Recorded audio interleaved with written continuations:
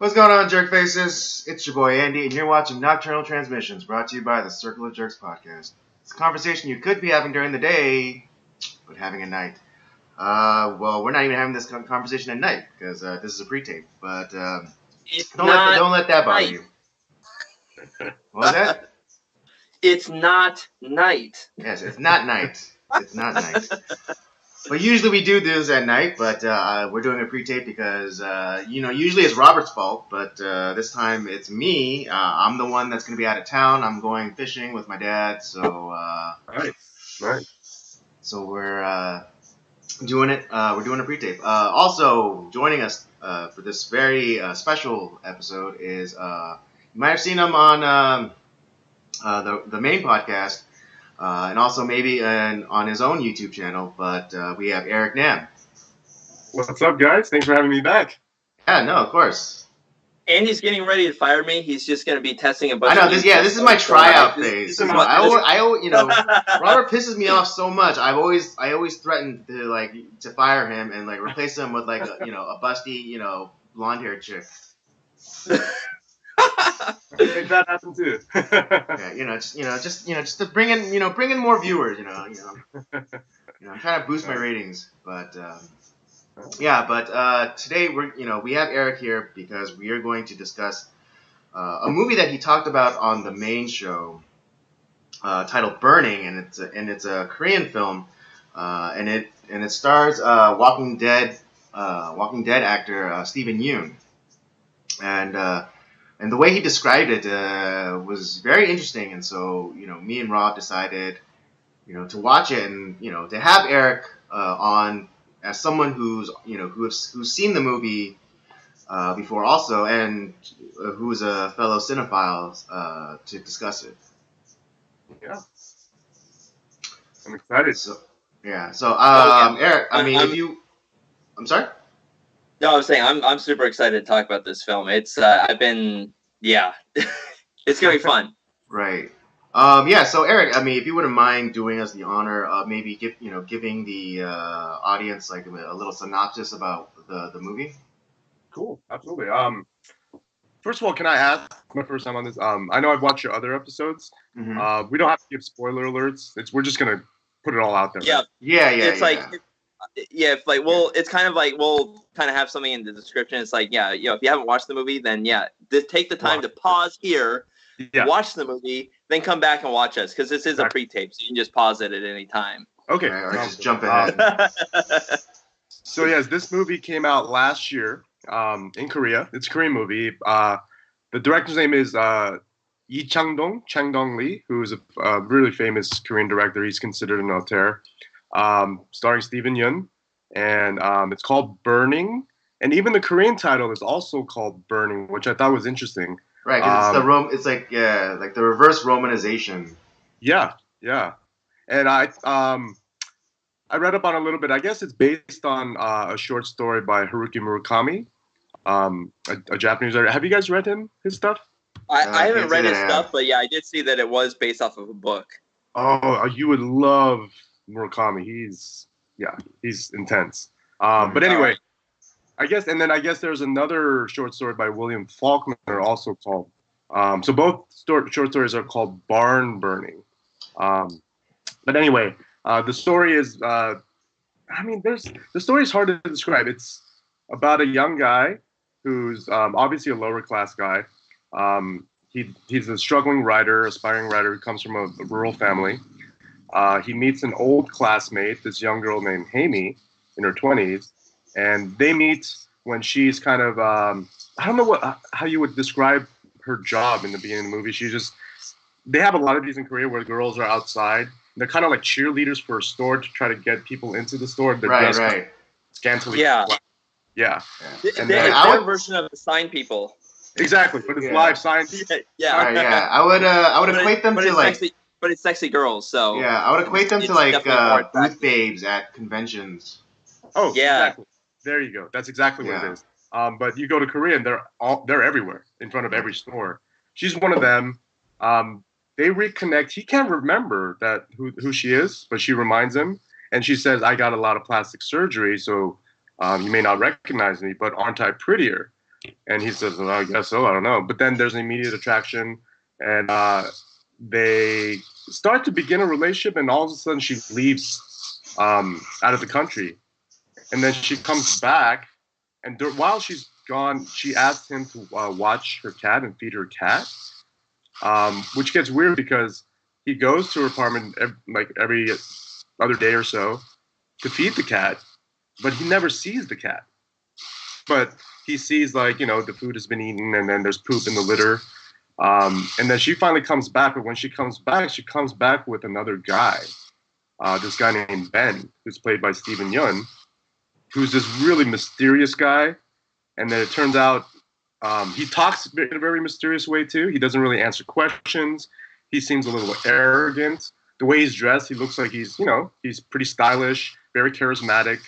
And then it's slowly revealed that he's pretty damn affluent because a driver brings him his car. And when they go outside of the restaurant, they're eating. When they go out of the restaurant, it's a Porsche. It's a brand new Porsche. And Jung-soo's like, who the hell is this guy? And then the story kind of unravels from there. And then somehow it turns into what appears to be a murder mystery because she disappears. She just completely vanishes. And it's played off like Steven Yeun is a killer, a psycho killer, because he comes off that way. Really affluent, kind of like a Great Gatsby, maybe an American Psycho type. That's who you might like kind of like a Patrick Bateman from American Psycho type. Yeah. Yeah, right? Yeah. That's what it was. Sociopathic. And it's never explained why did Ben befriend this girl. Right. We as a viewer start to kind of build this story in our head that he's actually a murderer, and this is his game. Because he, at one point, tells Jung-soo that, kind of a confessional, that he likes to burn greenhouses, set them ablaze, and that's kind of his hobby. So he's an arsonist.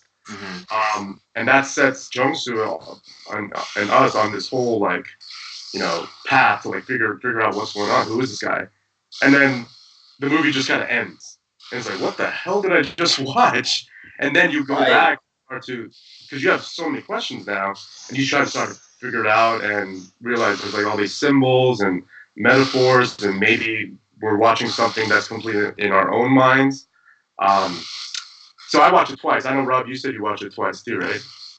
Yeah, I watched it twice, and you start to, like you said, you start to see those little nuggets, because he talks about when he because the story of how Haimi and this guy and Ben met was they were stuck in the airport, because there was a bombing, right, in Africa, but so that's kind of their initial meetup. Right. And I don't know if it was just happenstance or he had been kind of targeting her for some reason. But then the first time that they ate together is he's just staring at her. It's I really like watching people cry. And, it's this really what the fuck? Who wants to see that? And it's I don't think I've ever shed a tear in my life. And it's just you start to see and maybe because we want to see him as this just complete psychopath, because I certainly thought that way about him. Right. And maybe I don't know if maybe I thought this because I did have a very personal connection to Young-soo and Haimi as characters. And so Ben to me was Ben pissed me off a lot.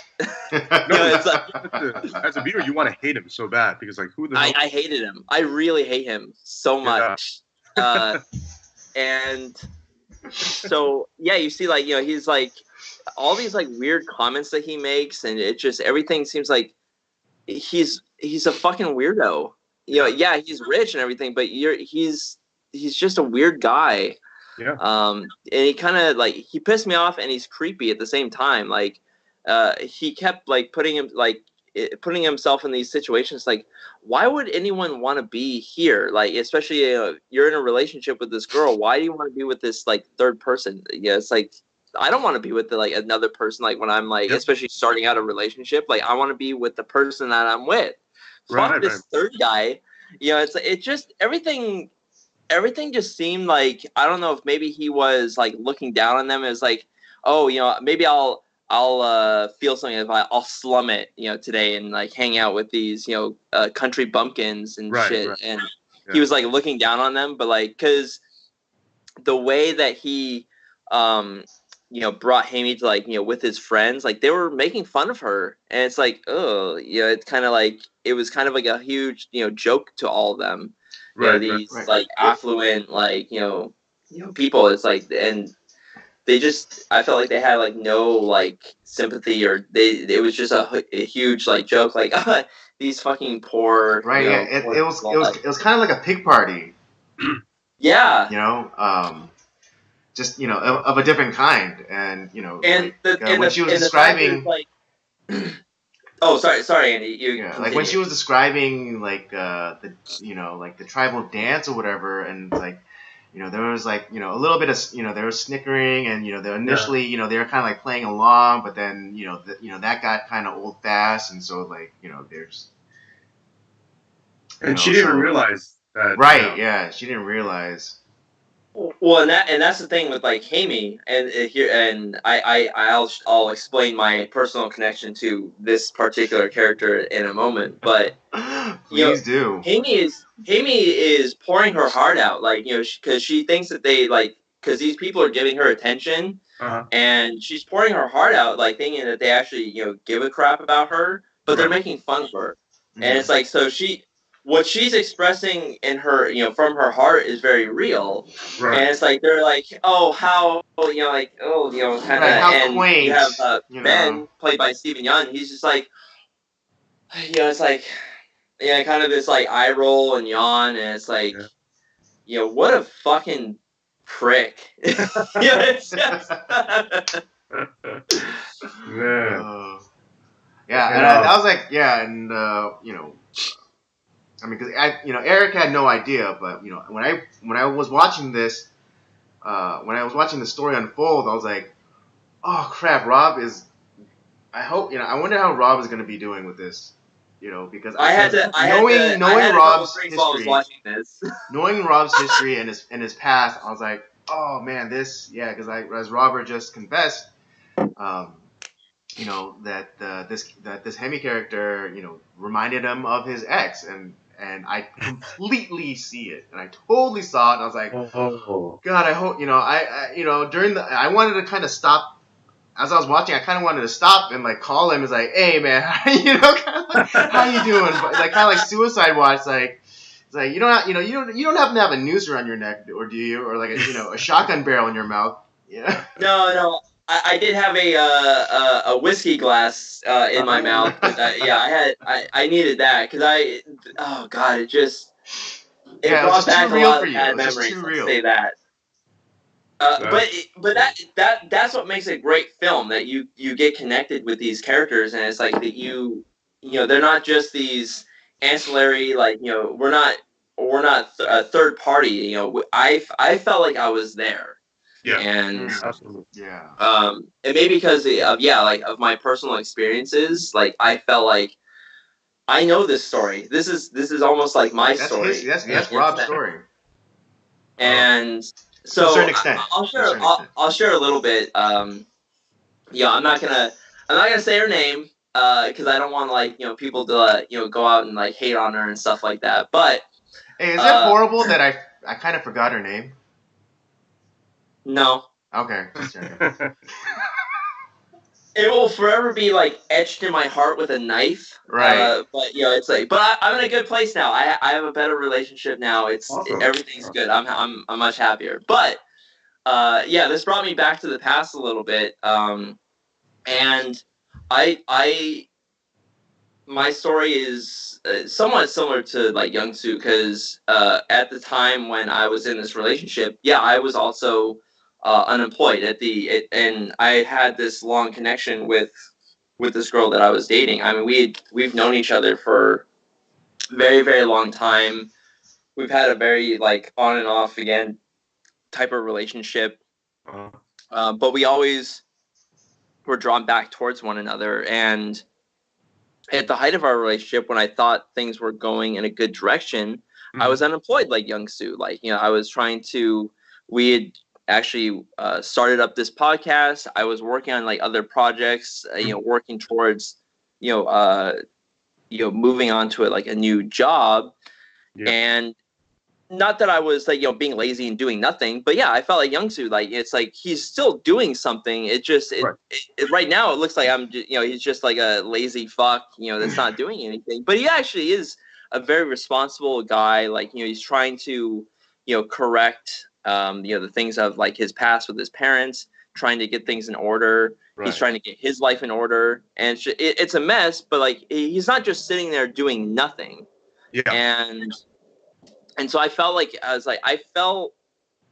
I'm Young-soo in this. I know this situation. I'm there, and and so like, with Haimi, it was a lot like my ex, who was just like a lot of this very like melancholy type of girl who would have bits of like joy and happiness, and when things were right, between us, things were great. And yeah, we didn't necessarily have a whole lot of money, but things were great.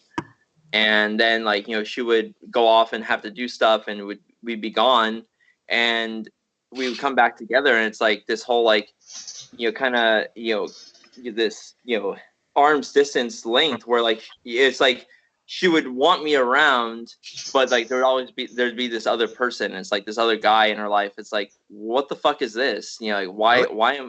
Yeah. And it was, and that's why it's like, this is like the movie. Yeah, exactly. That's what I was saying, Eric. That's why kind of want. That's why I was so inclined to do Eric. like a wellness check on Rob. Oh, I didn't know. So it's not just that Haimi reminded you of her. This whole, like, she had another guy like that. Yeah, not like, yeah. It wasn't just like she physically reminded him of Rob, but everything about like her personality and like the events within like in the story up to a certain point, of course, it was dead on like 100% Rob's story. Wow, that's crazy. And Andy knows this because he was around for a lot of this crap. Right. Yeah. And the the other part of it is like, with Ben, like, and for me, you have like Young-soo, who is probably the only person in Haimi's life that gives, two fucks about her, because her family doesn't care about her. She doesn't have any friends. She doesn't, and this guy that's with her. And like when Jung-soo goes to pick her up from the airport and like first introduces Ben to Jung-soo, he's like, oh, this is my only friend that I have, and so one, that's the wrong thing to say, because then I think it was just like another signifier to Ben. It's like, oh, I could totally get away with killing this girl. Yeah. But so like in my mind, when I'm first watching this, it's like it's kind of this guy who clearly does not care about her at all. It's just more of like, and it's like, what is this? Just like, I'm just like, I'm feeling kind of like, I'll slum it today with this girl, like, not really care. Well, just interestingly enough, when he was describing the situation with like the bombing and like them being stranded at the airport, he was, he even said like, oh, well, she was the only other Korean person there. So kind of like dismissing like either like the importance or like his so like kind of like saying like, oh, I don't really even care about this chick. She was just the only Korean there. Yeah. Right. It was more like a convenience for him. Exactly. Like kind of like in to mention another movie, kind of like Fight Club, when the narrator talks about single serve friends. Speaking of which, I'm glad you brought that up, because this is an aside, but I thought this was going to end up like Fight Club? Fight Club, yeah, where it's like, like Kenny or Ben was like all in, because I was thinking that too, was like maybe this is the story that he was like working on, and these like other characters that are like somehow manifesting in his conscious waking state. Right. Because it goes back to like the beginning when they're having soju at the Pojangmacha, and she does that what is it called, pantomime trick? Yeah. With the tangerine and pretends to eat it, and then she explains to him, it's not about the tangerine. What did she say again? She said you have to forget that the tangerine. Yeah, it's not about pretending that there is a tangerine in my hand, but you have to pretend that it's not there. Right.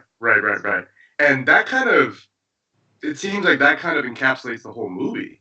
Like, what's really there? Right. Cat we never see, so is the cat really there? He goes searching for a well, which Hamey says she fell.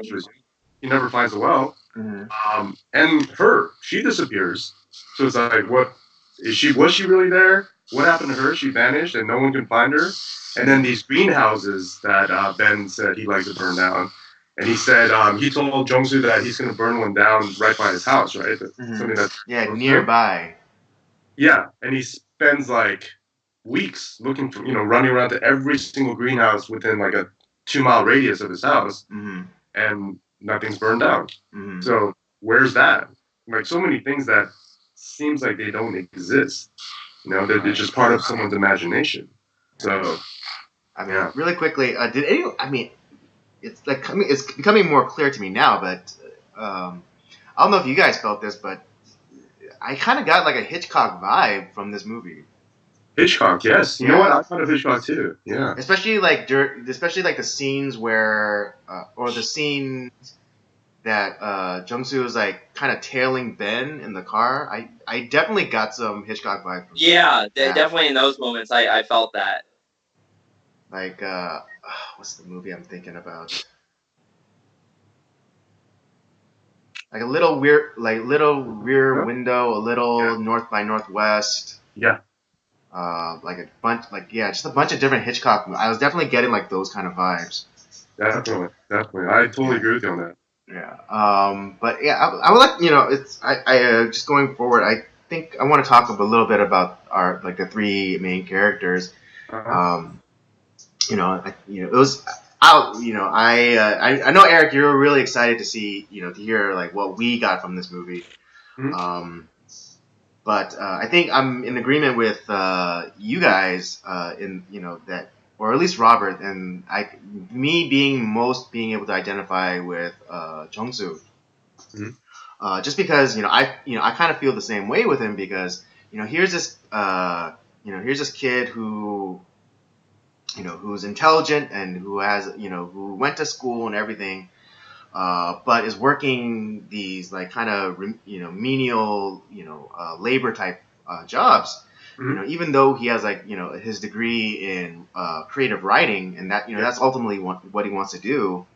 And I don't know if you guys caught it, but when he goes back to his childhood home, and the TV is on, it's talking about the U.S. and it's talking about how Trump is like bringing new jobs and but it also at the same time talked about how Korea, or South Korea specifically, is experiencing kind of an unemployment crisis. Was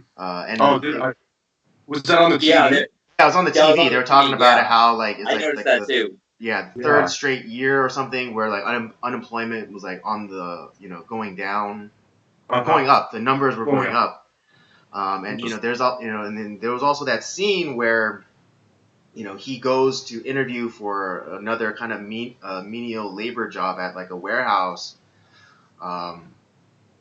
Like, he walked out, right? Yeah, he just walks out, but it's like it's all young people, and like in their early, like probably early 20s, who may or may not have went to school and gotten a degree or whatever, but they're young people, but they're and they I'm sure they don't want to do this job, but in a time of scarcity, you just have to grab onto anything.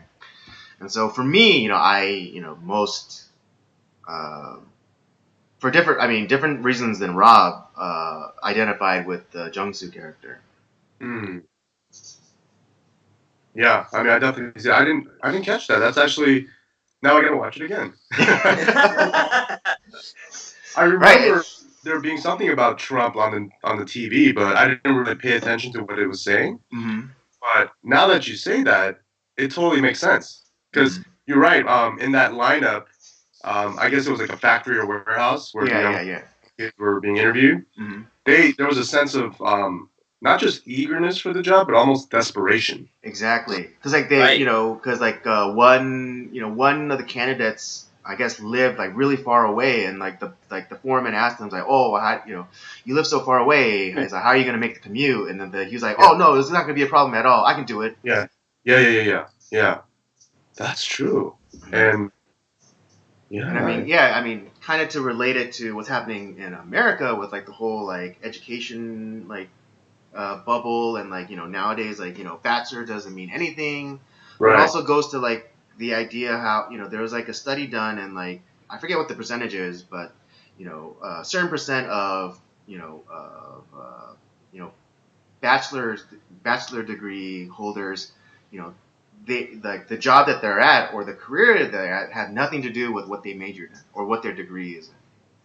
Oh yeah, for sure. And so kind of similarly to Jung-soo, he's a creative writing major, but now he's a farmer. Yeah. So. Yeah. And then with Hemi, she's kind of almost the typical like millennial woman, in that she's kind of flighty. I know, Rob. I know. She's kind of flighty, and she has like this grand. She either wants or is looking for a grander sense of herself, and I mean, this is, and again, this is not to be bashing women or anything, but she's hypergamous, meaning, she, kind of like trades up in a sense, because like she went from Jung-soo, who was like this, who was a day laborer essentially, to Ben, who's like this, independently wealthy, mysterious person. Right. Nice $5 word there, by the way. Oh, I know. I gotta raise the quality of this show somehow. Because Rob's not helping me at all. I think it matches the the movie that we're talking about, because you have Young-soo's the creative writer, so using words like that I think fits. And Hamey would be like, way to try to get on my good side. I don't understand. And I always remember with my ex, I always had to constantly explain different things. Like I would end up having to be the DVD commentary on every movie that we would watch. Jesus Christ! So I would almost have to watch every movie 2 or 3 times before we would watch it together, because I know that I wasn't going to be able to watch a movie once. In kind of real time. So you have to watch it by yourself, and then you can watch it. So I had to watch it by myself, and then explain the movie as she's constantly. She asks 1,000 questions during the film. It's well, in this scene, remember back in the first scene, this is happening. Now this is happening. Here you go. Oh, I get it now. Yeah. Yeah, and okay, and. Yeah, just get back to the 3 characters. Lastly, Ben, he's this mysterious, enigmatic and charismatic individual, who seems amiable enough. Yeah. But just the way he talks, and his total disconnect from kind of normal human emotions, does tend to raise an eyebrow or two. Yeah. And it was interesting for me, because again, Ben seems kind of a typical millennial in the sense that he kind of sees himself as his own god. It's particularly, and the reason I bring this up is particularly in the dialogue between that he that in the scene where they're back at his apartment, and he's making pasta, and he's talking about how I like cooking, but because it's almost like offering up a sacrifice to God, and I get to eat, and I get to eat the sacrifice, kind of, or not kind of, but saying that he's his own God. Yeah. He's making a sacrifice to himself.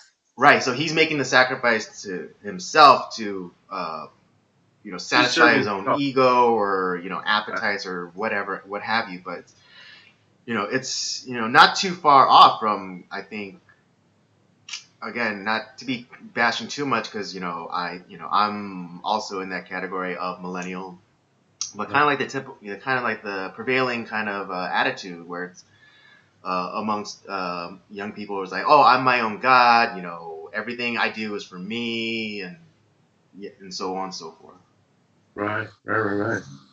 Yeah, the other reason why like I have such a visceral reaction to Ben as well, not only because of the whole like relationship factor in there, but I've met a lot of people like Ben throughout my life, where it's like they're kind of this very distant kind of cold, nothing they kind of like there's nothing really like humorous about them. I'm a jokester. I like to crack jokes.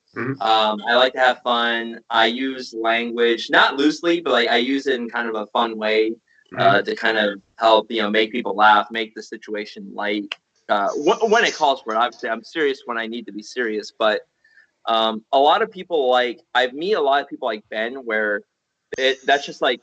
It's kind of like they look at you like, ugh. It's kind of this like, like, wow, like you're, they kind of look down on you because of that.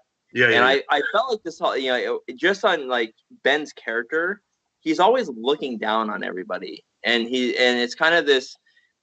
That's also part of the reason why I hate him so much, because of that factor. Like it's this constant looking down on you. It's like, and Young-soo, not that he's like a jokester or making things light per se, but just that whole aura that Ben creates. It's just this. I can't stand like that type of person. Like that can't. They're so serious but they can't make fun of themselves, and like there's kind of this even like when he meets him in that like cafe, when Young-soo meets him in that cafe like later on when he's doing his kind of detective work, and it's like he's like reading that book by Faulkner. It's like, I decided to take your advice and read some Faulkner, and it's like but it's in this kind of like asshole way. It's not like there's no like excitement like, I'm glad like you recommended this to me, and he wasn't talking about Faulkner. It's like, I just decided it was just more of this like offhand like kind of like it was like, it met my fancy today. And it's like condescending, right? Yeah, very condescending. Yeah. But that's another quality of Ben where he's like, kind of like this, this force where like, he kind of like sucks, he kind of sucks all the oxygen out of the room. Yeah. And so, it's not too, so Rob's like kind of description of him where he's like, he seems like almost lackadaisical about everything, from like, whether talking about like not remembering ever crying, or to like just like picking up Faulkner because reading Faulkner because Jung-soo was talking about it. It's like he just like kind of takes he kind of just like sucks the joy out of the room. Yeah, like he's almost like soulless. There's right. no there's no emotion there. Mm-hmm. It's almost like there's no passion for anything, right? Even when he's cooking and listening to the jazz, or even driving his Porsche, everything is just kind of disposable, and it's just whatever's convenient to serve himself. Right. Because everything is like so mundane or banal to him. Right. And life is just so easy for him, He just kind of drifts through his days. He won't want to pick up a book and go to a cafe and just spend his day. That's what he's gonna do, Right, because we never actually see him like doing work, or even if it was like office work, you don't see him like or if he's like the president of a company or something, you never see him like behind a desk, or as opposed to Jung-soo's character where we constantly see him work, and whether it's like shoveling manure, or in like the opening scene where he's like transporting like goods from like a storage unit to like the store, or or even typing up that apology letter for his father, so he can then go around and like get people like in like the village that he lived in to like sign it. Yeah. Well, Ben's work, as he stated, was my work is play. It's all the same. Right. And it's kind of like the whole like Ben's character where he's nothing. There's no. It's just this very lackadaisical, whatever. Like I'm gonna quote one of my favorite characters ever, Homer Simpson. It's like, I want it all. I want the dizzying highs, the terrifying lows, and the creamy middles. It's like that's what real characters. That's what real people want. Like they want the spectrum of emotion in life, and Ben is the antithesis of that. It's like, you just want to punch him in the face. It's like just to get a reaction out of him. Oh man.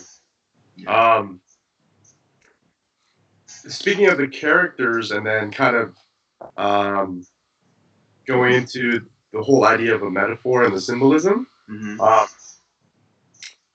I was kind of looking at it. I don't know if you guys will agree with me. If we were to say each character symbolizes something or is a metaphor for something, do you think it makes sense that character of Jung-soo represents or is a metaphor for an old past Korea, and then Ban's character is the new modern westernized Korea socially, and there's a huge clash and disconnect between the two because Korea was a third world country for such a long time post-war, and then all of a sudden, within a matter of like 30 years, became a global economy like post Samsung. And there's a huge flood of such affluent, especially the younger generation, who have so much money. You go to like Gangnam in Seoul, and kids are just driving around in Ferraris and Porsches, and there's no explanation of. They're all like Ben, There's no explanation of what they do or how they have their money. They just have their money. And then there's this older generation or the forgotten generation, same age, but these youth are struggling. They have degrees just like Jung-soo, but still can't get a job. And there's this underlying angst, and maybe Jung-soo's dad represents the history of that angst.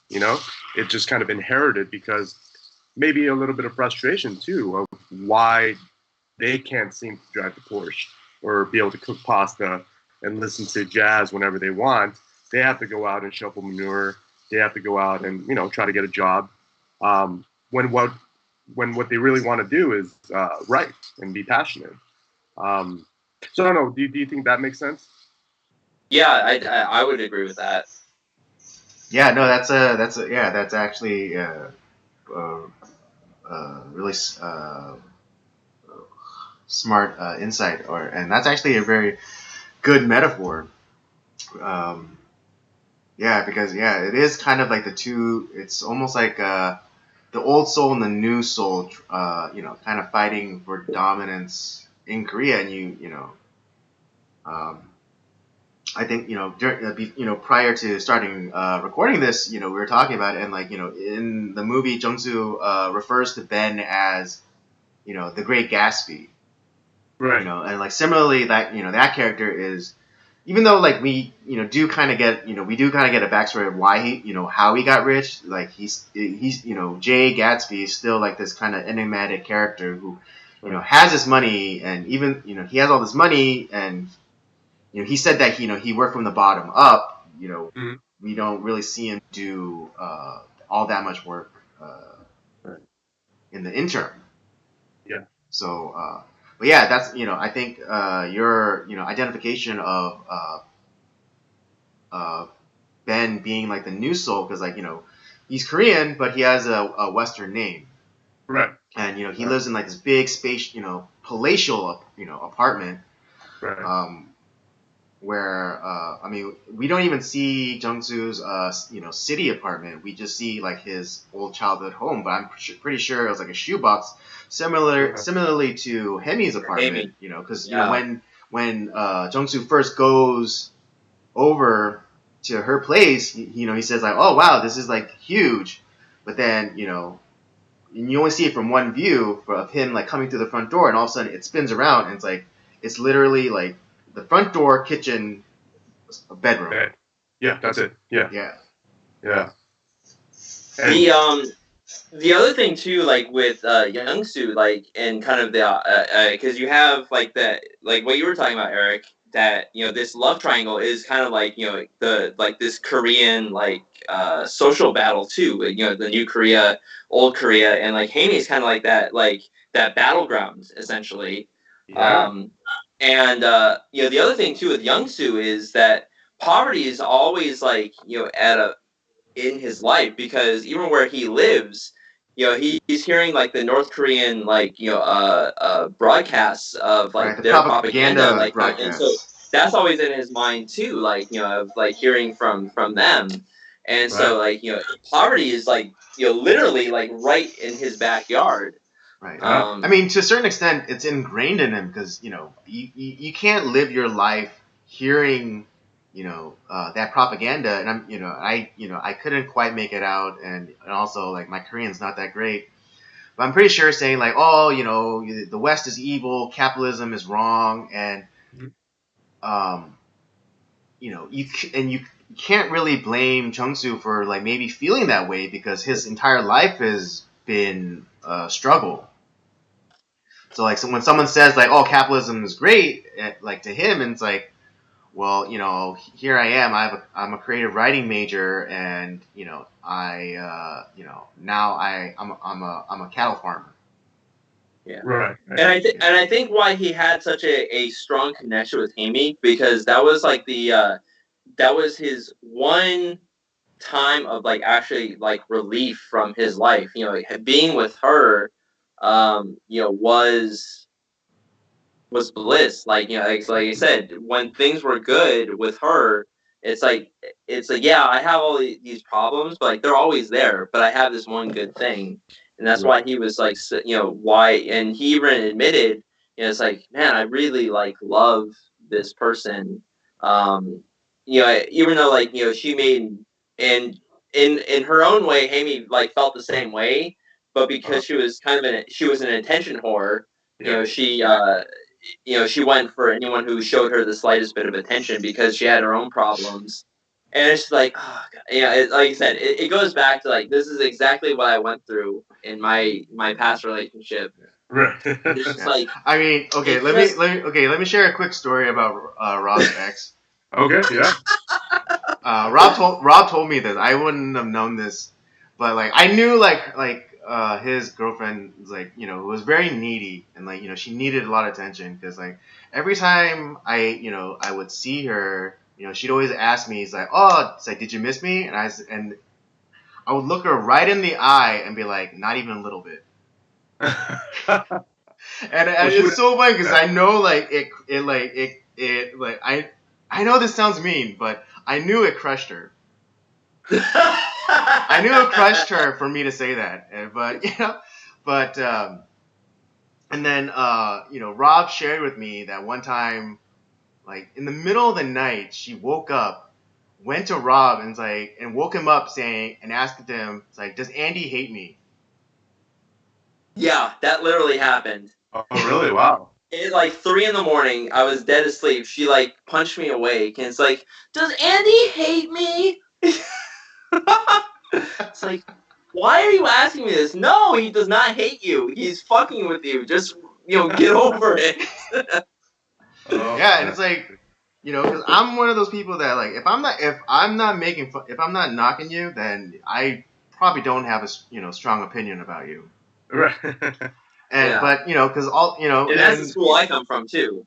And in a little way, like I'm trying to toughen this girl up because like my very first interaction with her, like she kind of gets like she kind of gets sloppy drunk and snots all over my hand. Because can I give a little bit more detail, Rob? Oh, go for it. Okay.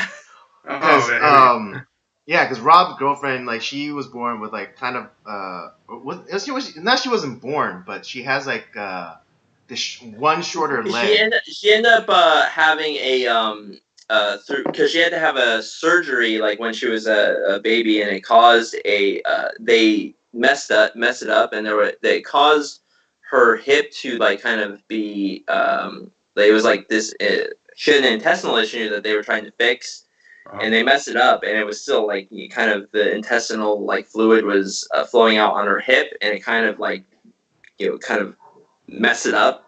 So one of her legs ended up not developing as fully as the other one. Oh. And so so she had a handicap for definitely, which I didn't care about. I cared about her, but I didn't care about like the handicap. Right. Right. And so like the very first night that she met me, she kind of gets sloppy drunk, and like she was I think she was like telling me like how great it was for her to meet me, and seeing someone else like with a handicap but who hasn't let it got them down or affected them in achieving things, and so she starts to like cry, and then like she grabs my hand and she like snots over it. She basically uses my hand as a handkerchief. I was like, oh, that's great. This is the first time you met her. This is my first time meeting her ever. Wow. And I mean, I'm not so cold hearted and not feeling for this girl or anything, but I was like, okay, this is, and then so from that point on, I was like, okay, this girl is gonna want my approval, like bad. Yeah. And because I'm someone who likes who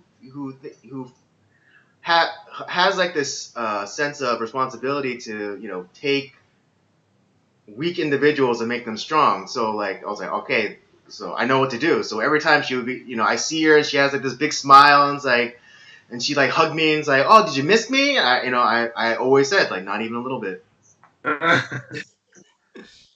Well, and even the fact, like, in the case of, like, Hammy, like, she would, always, like, kind of pour her heart out and cry and, like, sleep wherever.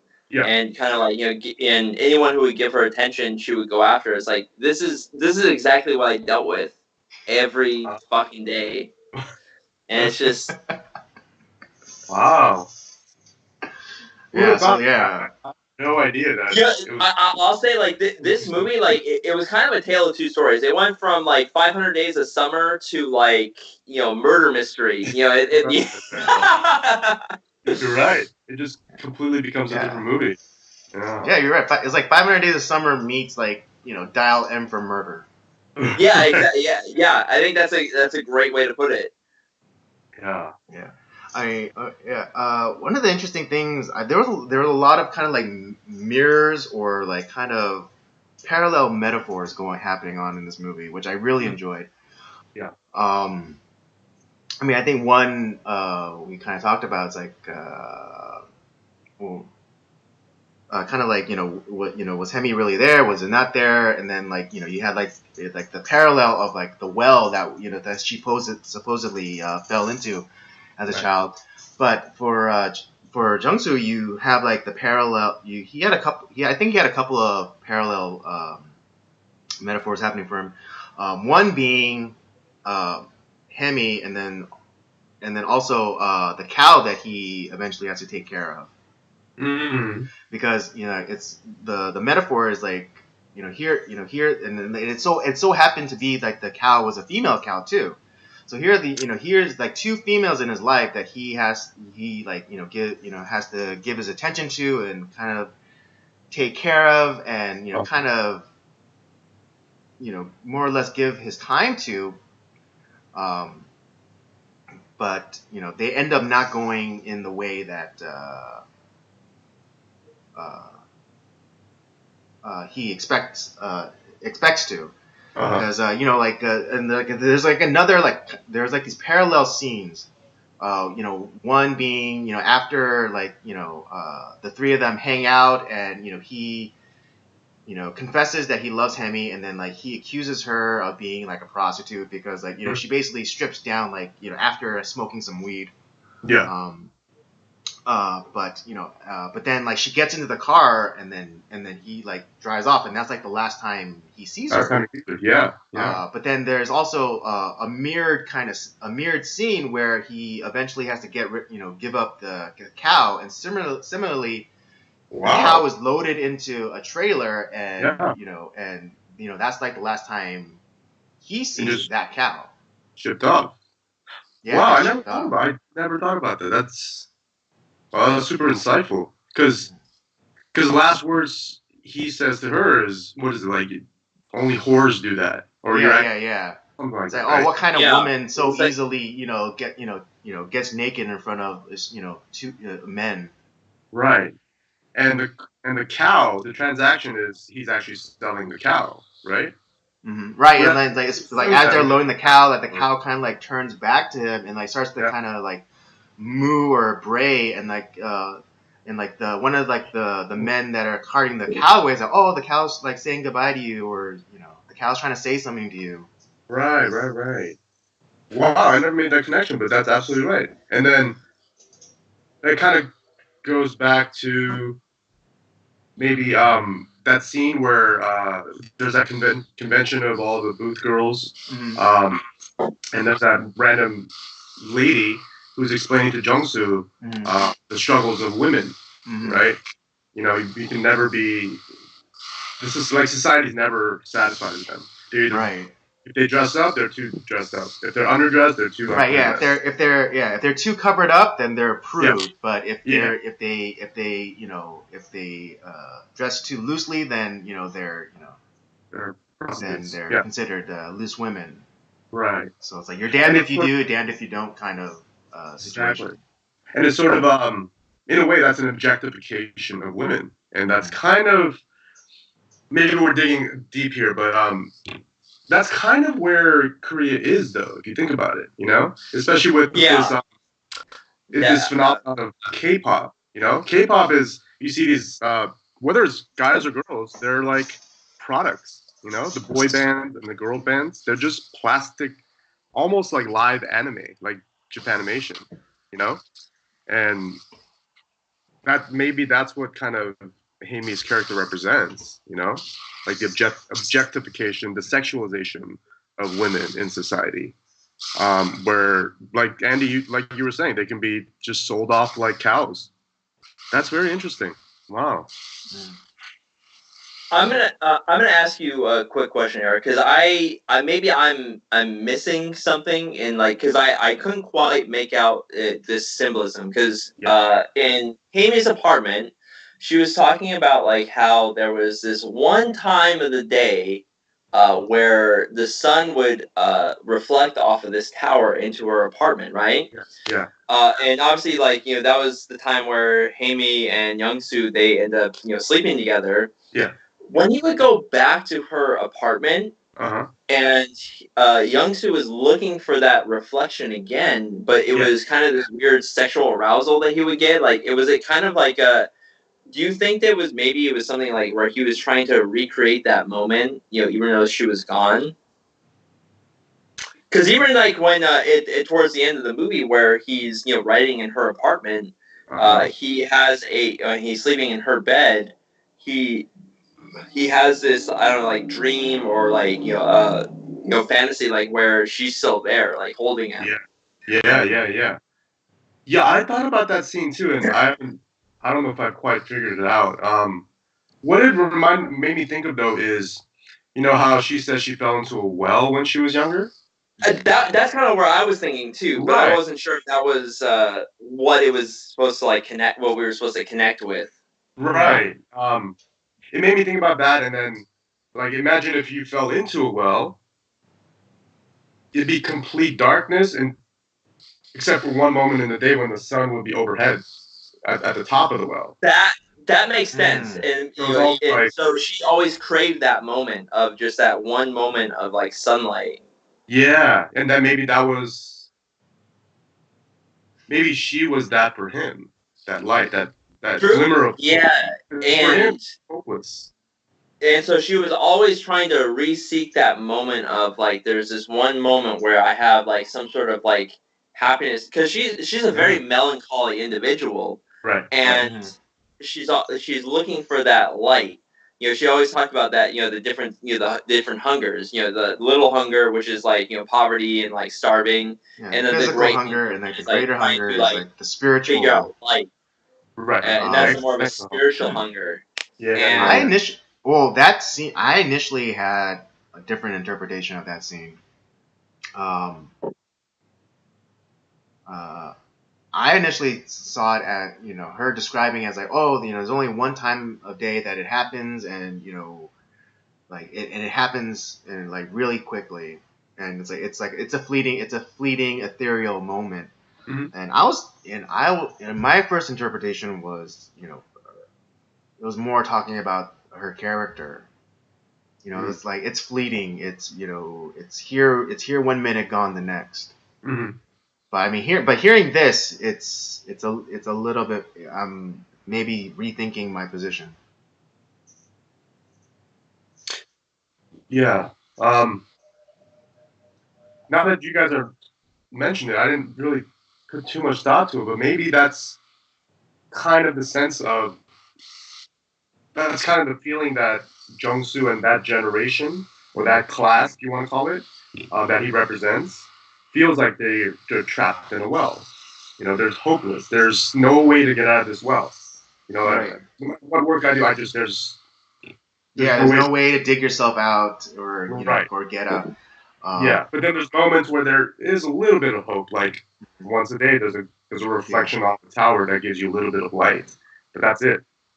And now that I'm thinking about it, maybe it was like it's the situation with the well was something of like a conflagration of different things. Like maybe the well is like the feeling that she had growing up of being alone, or like because she was saying how like she was ugly, and so like even like when they were kids, Jung-soo was like, oh, look at her, she's ugly, and like walked across the street to avoid her. Right. And so maybe it's like the metaphorical like feeling of isolation, but then also, and then like but then also the apartment that she lived in was like north facing, and she said like, oh, we like my apartment doesn't get much sun in here. Yeah. And so like in that way, it was kind of like a well, and like having the sunlight entering the apartment, and like that one fleeting time during the day is kind of similar to like someone being at a bottom of a well and seeing a light that might come in like only one time, fleeting time during the day. So maybe it was like her like story of her falling into a well is like a conflagration of how she felt as a child, and also like kind of like her present circumstances in like the kind of crummy apartment that she lives in. Right, and maybe that makes sense. Maybe she was speaking in metaphors as well. Maybe it wasn't a real well, but she's a well in life. And didn't she say that Jung-soo's the one who got her out of the well? Yeah. Yeah. Even though she said, oh, look at the look on his face, he doesn't even remember. Yeah. So in a way, maybe she's just speaking in metaphors. She's not saying there was literally a well there. But in life, at that time, when she was young, she fell into a well. Maybe she means that she's been in the well her entire life until she saw Jung-soo again. And that's why Jung-soo saved her, in a sense. Yeah, that's a very strong possibility. But it's kind of like a little bit of like a misdirection, because she, quote, what the hell is a metaphor? And it's like, but her whole life is kind of like a metaphor, and like Young-soo is really like kind of like the one that gave her the sunlight in her life. Right. And they were kind of like it's Young-soo and Haemi, they needed each other, and it's like because they brought light into each other's life. Right. And Ben was kind of the one that kind of took that all away. That's true. And she kind of messed. Ben technically was the well, in a lot of ways too. Oh yeah. I can see that perspective. Yeah. Ben's the well. Finkel is Einhorn. Oh, that's funny. That's the thing about this movie. You can just dissect it all day long. You can go in this direction, you can go in that direction, you can go in this direction. Then you can watch the movie like a third or a fourth time, and then it's like, oh wow, I didn't see that before. And this is what makes these movies so fucking great. I know. Yeah. I mean, look at us. We all came together, and we came to the movie what was already within us, and we took out of it what. Right. And we saw what we saw. We saw the things that that resonated or kind of like sparkled a little bit more like in the proverbial mind. So yeah. And my theory on the greenhouse, you know how Ben was always he told Jungsu that he has a little secret hobby. He likes to go around and burn down abandoned greenhouses or forgotten greenhouses. I forgot the word he used. I was thinking the second time I watched it, I was like, what the hell is he talking about? What is this greenhouse? And I kind of paid attention more to the actual Korean instead of reading the subtitles. And what he says is, in English, it's translated as greenhouse. It's understood as greenhouse. As a greenhouse, yeah. So they were in the subtitles, they would say greenhouse. But then in Korean, what he's saying is 비닐집, and 비닐집 literally translates to plastic house. And that got me thinking, like, plastic? What the hell? Maybe that has, some symbolism there. And then another reference to plastic in the movie is one of the first lines that Haimi says is, I got plastic surgery done. And that's one of the most common things in Korean society right now. Men and women getting tons of plastic surgery, almost to the point of, you can't recognize them because they're trying to be someone else. And now I'm thinking, like, was Ben referring to Haimi and girls like Haimi? That he's not burning down literally greenhouses, he's killing these girls. Well, and that's a you bringing that up is actually a great point because we're always thinking we're in because my Korean is not that great, so I didn't pick that up. But you bringing that up makes a lot of sense because if you really think about it, Haimi is an abandoned plastic house. Her family doesn't want her. The only person that wants her is Young-soo. Right. And and the only reason why I think it, as far as, the whole, killer aspect of Ben, why I think that comes to light is being something, because otherwise, he's a weird guy. I can't stand him. He's a weird guy. It's great acting, by the way, because you want to fucking hate him so bad. Interesting. Okay, really quick aside.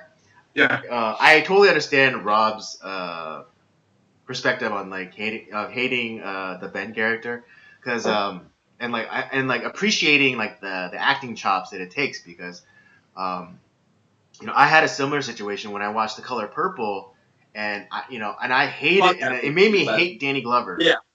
And I grew up on Danny Glover, from especially from the Lethal Weapon series. So I love Danny Glover, and then in high school I saw the movie The Color Purple, when he played Mister, and I was like, I fucking hate Danny Glover right now. And it's like that's like the level of that's like the level of acting where you have to appreciate where even though that there is an actor and it's a character that they're playing, it's like it makes you hate the actual person. Yeah, absolutely. And Steven Yeun, he was incredible. I was blown away. Yeah, he was spot on. The only reason why I think why we go to this definitely to the serial killer aspect of him is because the girl that I don't think we ever get her name. The girl that he is with after Haimi. Oh, the new girl. Yeah, we never get her name.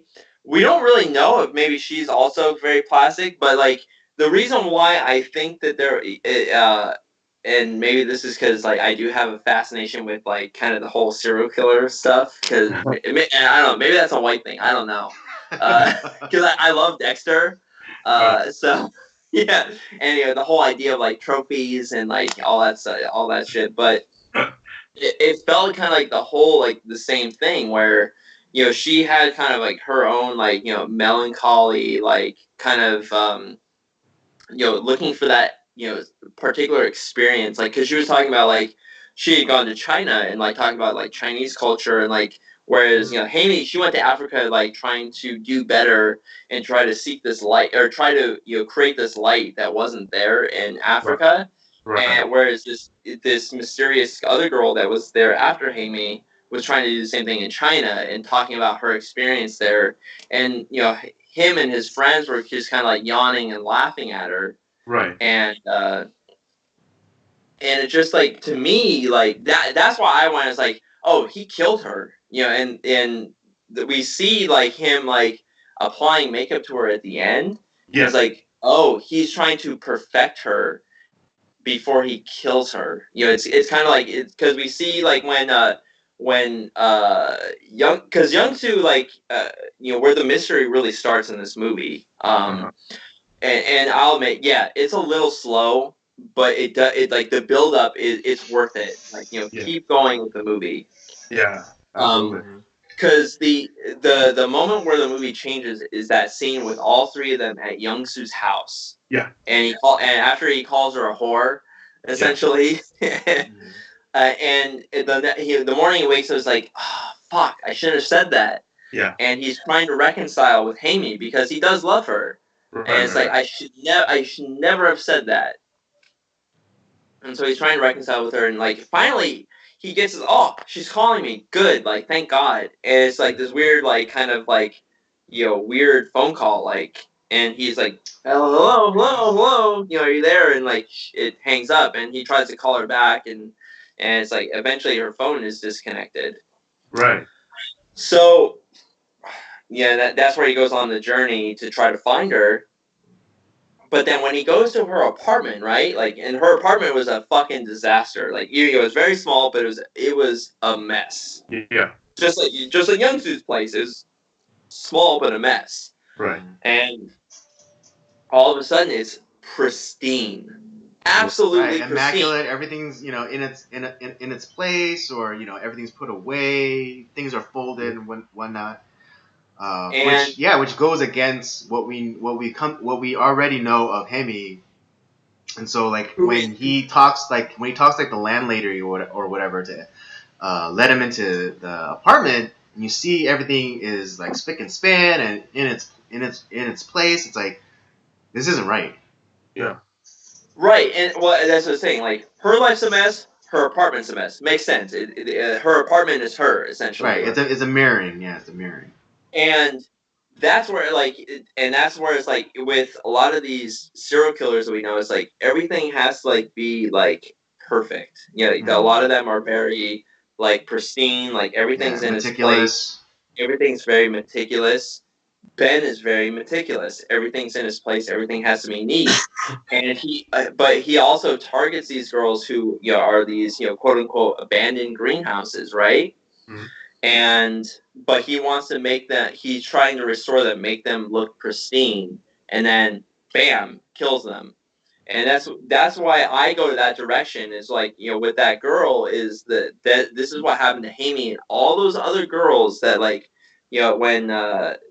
Earlier in the film, we see Young-soo goes into the bathroom, and he does some exploring. He sees the makeup kit, and he sees all the jewelry. And in his mind, what I'm thinking is like, he's like, oh fuck, Haney's living here. What? And it's like, and he's like, there's this love triangle. It's like, his heart is broken. Like like my heart was broken for him. It's kind of because I've been there. Yeah. And it's like you're living here. It's like, what do you like about this guy? He's a fucking asshole. And he didn't say it in so many words. Like, he's a fucking asshole. Right. It's like, the guy does not give two fucks about you. Why are you living here? And it's like, oh well, he gives me like the attention that I'm like craving for. It's like, I gave you that, I gave you that attention. This is getting too real for Rob. Now I'm getting confused. Are you talking about the movie or? I know, right? We're going in and out. That part is like, that part is like my life. But later on, what we see, like what's revealed, is that Hamey disappears, right? And he goes back and he's trying to like do some investigating, kind of very low key investigating. And when he goes back to the bathroom, the main thing that connects Young-soo and Hamey is that sports watch that he wins, like that she kind of like manipulated for him to win for her. Yeah. And it's just like shitty watch, that he wins, but it's like that was the connection. And when he sees that watch in that drawer, he realizes, oh, that's not her jewelry. These are trophies. These are other girls that he's taken out. And and the reason I believe that that's the case is because when we later on, towards the end of the film, we see Ben is doing the makeup of that other girl that that comes after her, who is kind of the same, essentially Hamey 2.0. Right. And he's doing the meticulous cleanup, and we don't know what her trophy is going to end up being, but it's like, holy shit, he's killed like what we see. Like we see several dozen pieces of jewelry or some sort of accessory that he's taken from these girls. Yeah, like bracelets or earrings or any small trinket that you could probably just like pocket. And I think he realized that like these were not Hamey. This was not Hamey's jewelry. These were other girls' jewelry that he stole. And one of many that he's and so like, and it's like, and the whole, and he kind of like, and Young-soo in his mind puts all this shit together and realizes like, I have to kill this guy because he's gonna kill all these other. If I don't stop him, he's gonna just keep going. And because he's always talking, because Ben is always talking about like, yeah, nobody knows it. Like, I just I attack where no one realizes I'm even there. Mm-hmm. And it's like and he realizes that like if I don't, and Young-soo realizes that if I don't do something, he's never gonna be caught, because like when he says like, oh, yeah, it's like I looked all around like my areas, like there's no like greenhouses that were burned, but what he was referring the greenhouse, based off of you hearing the Korean that like he was saying, it's like the greenhouse that he was talking about was Hamey. It's like that was the greenhouse that he was gonna like burn down, and he did it. Yeah, I mean, and it just after that I was like, oh, it's like, oh god, it's like this is it's fucking awesome, but it's like it just crushed me. It's like, oh. And that's the beauty about this movie. It just, nothing's clear, so you kind of, it's all perception, Right, and like that, I could be 100% wrong. Yeah. As you were explaining that, I was kind of following along, but then my brain just now went into another theory. What if? Because for some reason when you were talking, I imagined Liam Neeson in Taken. Yeah. Liam Neeson. And what if Ben isn't a killer? What if Ben is a human trafficker? And he gets these girls who are in debt and who are poor, and like he said, the greenhouse are greenhouses that people forget about. They don't even care. Police don't even care about these things. So if she disappears, police don't care. Nobody really cares. Even her family, when Jung-soo goes to visit her mom, I guess, in that restaurant. And sister. And even they said, we don't want her back until she pays off all her debts. So what if Ben is a human trafficker? Maybe he's the guy who lends her money, or his family or something. And now that's a strong possibility too. I didn't think of it that way. When you were talking about it, oh shit! It just popped into my mind. It still makes him a shithead, but it's like. Yeah. I guess that could be possible. Huh. Yeah, because because even if that's Ben very possible. Even if Ben killed, or like there's no body that's ever found, like and let's say like the green. What was that? That could explain why he's so rich. He has so much money because he's right. Because he traffics. Yeah, because he traffics. Yeah, and let's say like the burning of the greenhouse is somewhat literal in that that's the mechanism he uses to get rid of the evidence. Right. But no greenhouses like within the area were burned down. So right. Yeah, so there's like no body and there's And like a body's never recovered. Right. There's no well either. Right. There's no well. And there's like that scene that could be taken, that at the end where he's like kind of doing up the new girl, that could be taken as him preparing her, kind of in like what I mentioned as, kind of like almost as like what Ben was talking about, a sacrifice. Yeah. Oh yeah. But it could be kind of like in like the Taken kind of sense where he's prettying her up so that he could then like bring her out onto the auction stage for bidding. Yeah. Huh. Yeah. That's so good. That's a really good take.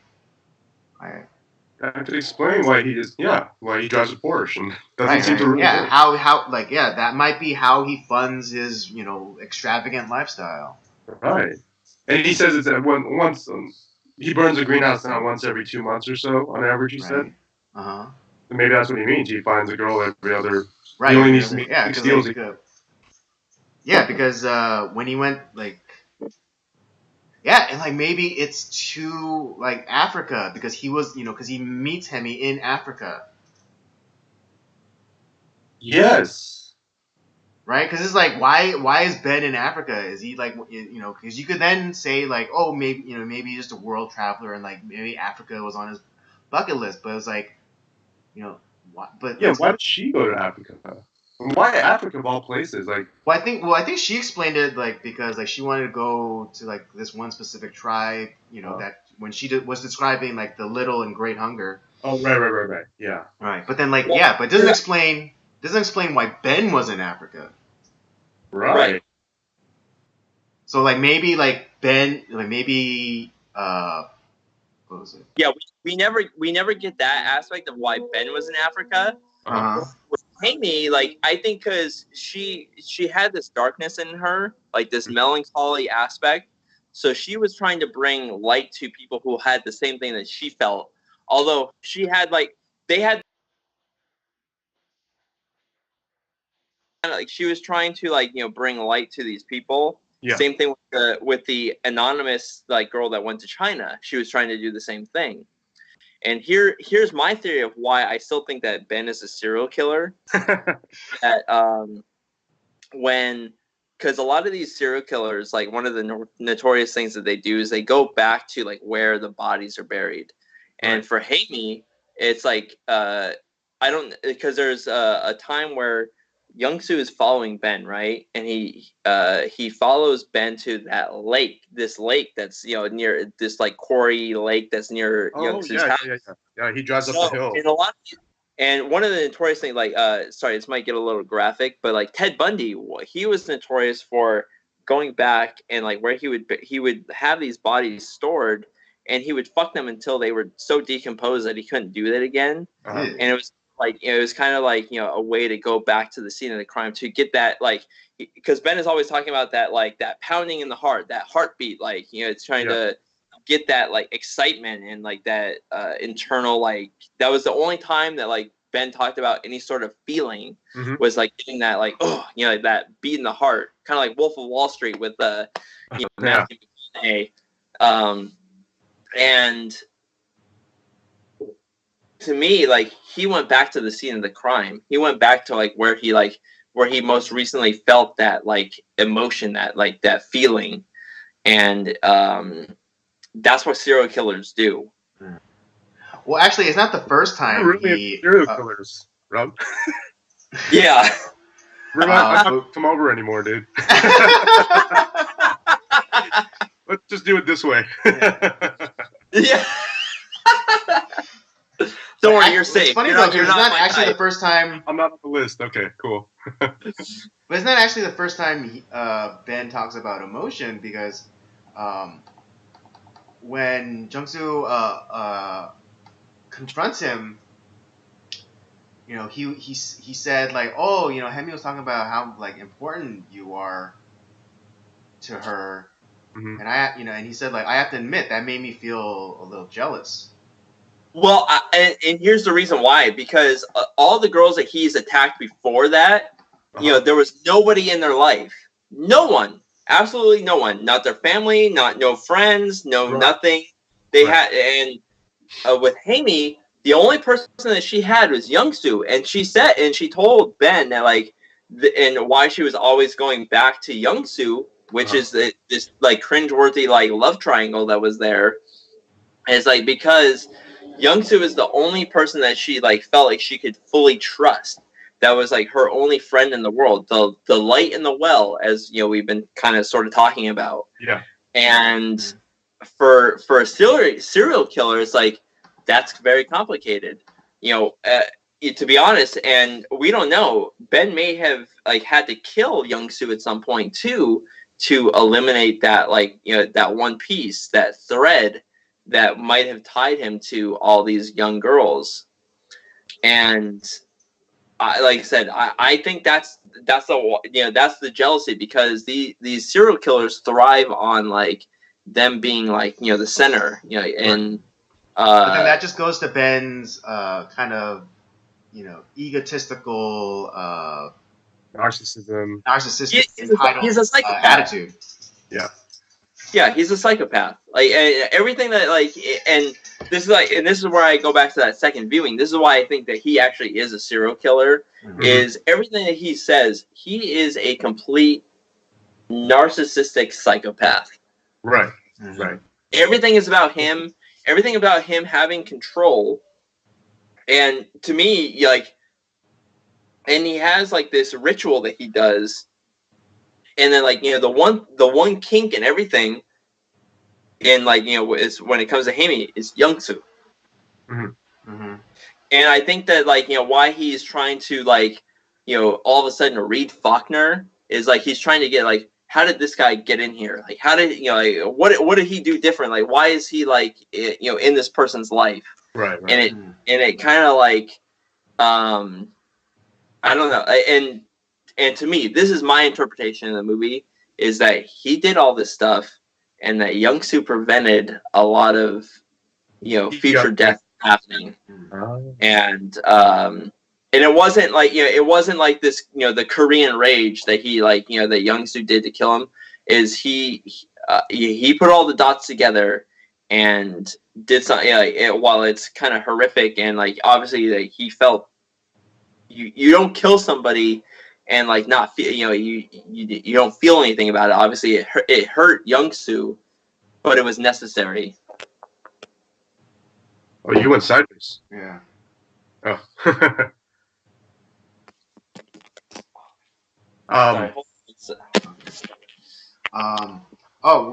Really quickly. That goes to another like kind of parallel, like mirror kind of scene for me. For Jung-soo, because we find out that his father, is charged with assault or battery, and it's revealed that that his father does have a temper, and it was one of the reasons why his mother left him as a child, because she just couldn't stand it anymore. And kind of in a parallel mirroring fashion, but I think redeemed in a sense, is when is Jung-soo taking out Ben, because it was kind of like his rage and anger that that Ben took Hemi away from him, but it was redeemed in the sense that he was ultimately performing a greater good. You're right, because I felt it was an unselfish act.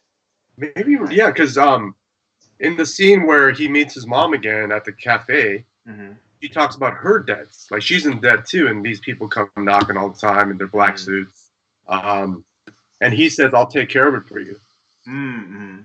But you're left thinking, like, he has no money. How is he going to take care of Exactly.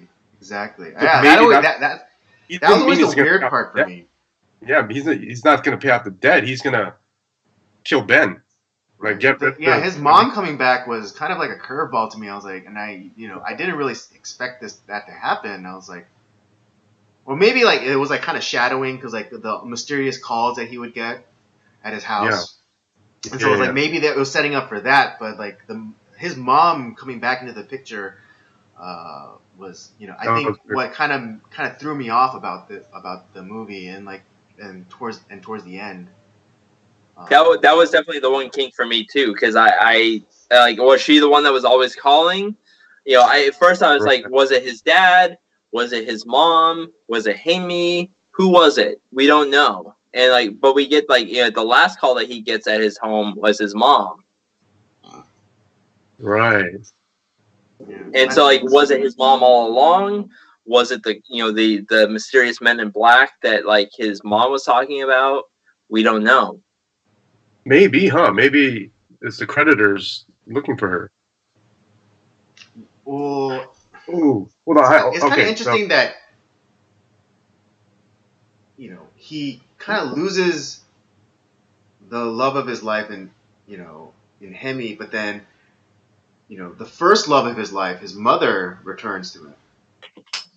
Right. Kind of in a similar situation with Hemi, with like credit card debt or whatever. Yeah. And so she disappeared from his life too, vanished. Yeah. But then she came back. She came back. So maybe that means, okay, so now I'm going to stick with my theory. Human trafficking. Maybe that's saying that Hammy is still alive too. And maybe that means that, Ben did sell her off. And then the Africa thing, like as a writer, if the writer and director is playing with metaphors and symbolism, they didn't just randomly choose Africa. I think if we're sticking with the human trafficking theory, Africa, what is the ugly blight in American history is what? It's slavery, and unfortunately, it's still going on in that area. Yeah, in that continent. Where did that begin? And that's probably happening then. It's Africa. So maybe it's that. And maybe you're right, because the very mysterious phone call that he gets from Hammy is like her. It sounds like she's being stuffed in a trunk or a car, or like there's some sort of rustling going on. True. Yeah. At first, like what I initially thought, because of her, like maybe the words, because I thought because the last words that Young-soo says to her is like you're essentially calling her a whore, for just stripping naked in front of two guys. But like I thought, like maybe because she was kind of a very melancholy character. She killed herself. Like she was like she wanted him to hear her kill herself, and like running in front of a bus or whatever. But it does sound like she's being stuffed in a car or something. There's some sort of shuffling, and maybe she was it was her last gasp of like trying to call the one person that she trusts that to save her. And like I said, I go with the serial killer aspect, but I could see where it's the maybe it is human trafficking. Right. I mean, and I'm a little more inclined to think human trafficking because, like the whole murder mystery thing is kind of been done to death. Pardon the pun. No pun intended. But this this was this movie was very contemporary. This movie came out like within the last year, correct? Yeah, last year, 2018. Yeah, and so if they were going, if they were trying to be different and like kind of refresh like these these kind of suspense thriller things, why not go the route of human trafficking? Because like again, it is becoming a big problem these days. Or it's it's still a problem. It's still a problem, right? It's still a problem. I mean, just because slavery ended in America doesn't mean it ended everywhere else. But and more is becoming a thing. Like like with the raids on there was like recently, like within the last like 2 years in Los Angeles, there was that that raid of like, and then like 400 people got arrested in a human trafficking ring. Mm-hmm. Mm-hmm. It's huge right now. It's all over the news. Yeah, exactly. Yeah, it's all over the place. It's fucking disgusting. Yeah. So so like what to give the writer and director credit, maybe that they were just like kind of turning into that skit and like saying like, oh, like the murder thing has been done, so many times, it's like so cliche, but what if what if they left it all hanging so that we would maybe eventually get to that idea of trafficking? Right. Because again, I mean, I don't know if you heard, Rob, but when you went off and we were talking and Eric first brought up the idea of trafficking and and the idea of Ben being in Africa just was kind of weird to us. It's like, why was he in Africa? It's like, what was he just like on vacation, or was he there to was it was he there for a drop off or? Yeah, I know, and I did hear you guys. Yeah, and that made me think too, because that's why I love about this movie being kind of, we never see a body, we don't see anybody killing anybody other than the end scene, but it's just like, yeah, it does leave it open. We really don't know. Right, you have more questions than answers. Mm-hmm. Yeah, and that's what I love about movies like this, because it's like I could talk about this for 4 hours, or longer. But it totally makes sense with going back to what Andy said earlier about selling the cow, and how that is a mirrored scene metaphorically. That's maybe that's what Ben was doing. Maybe he was in Africa selling a cow and then ran into his next product. Well, one of the common phrases, especially here, is like, why sell the cow when you can get the milk for free? Kind of the whole idea of like, Hammy, she was kind of a loose woman. Let's be honest. Right. Yeah.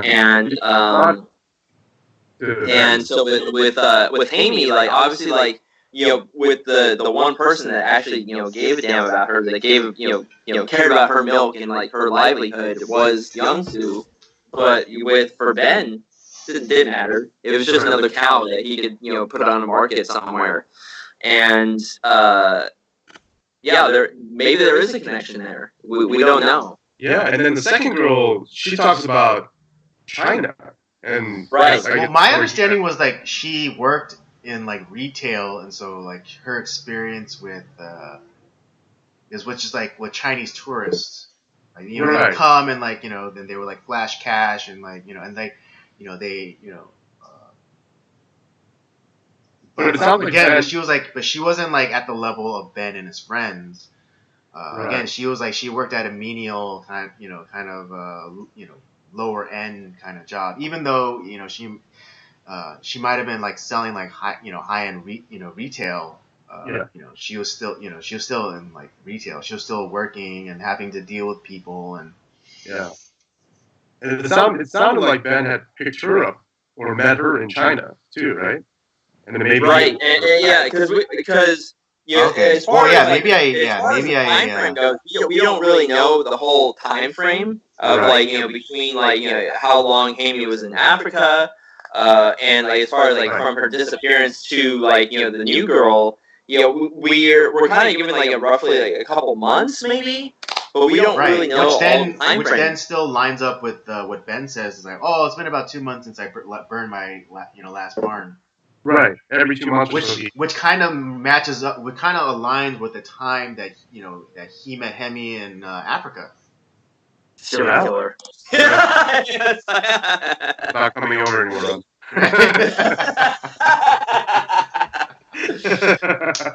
I will say, like, I have read a lot about like serial killers. Like, I not because like I am one, but because Rob. That someone like guys like Jeffrey Dahmer and like Ted Bundy and all these guys, Gacy, they're fucking crazy, dude. Like, I can't believe people do.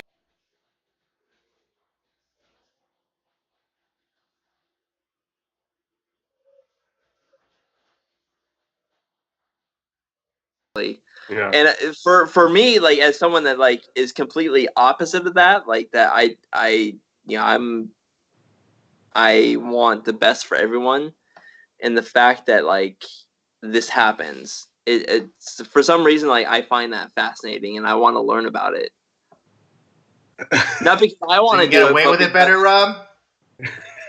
Yeah, I obviously like I'm giving like everyone that's watching this like on Tuesday like some creepy vibes like maybe I am, because a lot of like serial killers are white guys like me. Yes. Well, you actually don't identify with Jung-soo. You actually identify with Ben, huh? Maybe, who knows? But yeah, I mean this movie was. But like I said, this movie can take you in so many different directions. Like human trafficking, serial killer. Is it even real? We don't know. Right. I also thought like, okay, so the last scene. Can we say what happens in the last scene? Yeah. Spoiler alert! If you haven't seen the last scene of the movie, pause. Yeah. Spoiler alert. If I remember correctly, it cuts from that beautiful shot of Jung-soo typing up his thing in the room, right, and then panning out, and he's like, in Amy's apartment, and then it's the backdrop of Seoul, and then from there, I thought the movie was going to end there. But that's right, me too. Because I thought this was going to become like the story that he wrote. And maybe it does. Maybe the rest of the movie, where all that shit happens, is his story.